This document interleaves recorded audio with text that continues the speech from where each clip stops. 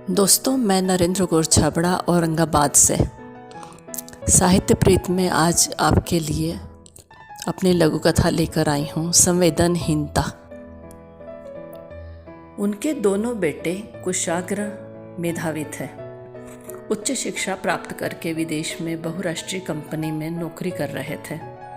पति पत्नी जीवन की सांध्य बेला में अकेलापन तो महसूस करते, लेकिन बेटों के सुखद भविष्य को लेकर तसल्ली कर लेते।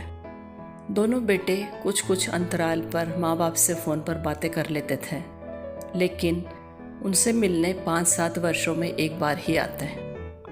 माँ का स्वास्थ्य तेजी से बिगड़ रहा था।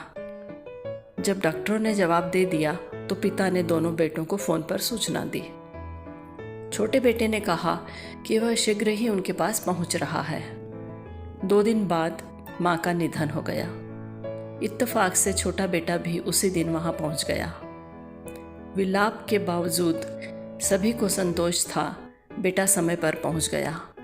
माँ के संस्कार में शामिल होकर चिता को अग्नि भी दी। रात को पिता ने सहज ही बेटे से कह दिया, अच्छा हुआ तुम वक्त पर पहुंच गए।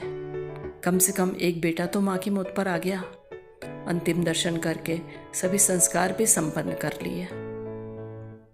बेटा फौरन बोल उठा, हम दोनों भाइयों ने तय कर रखा था, एक की मौत पर मैं आऊंगा, दूसरी बार भैया आएंगे। पिता के सामने तो जैसे सारी कायनात घूमने लगी थी।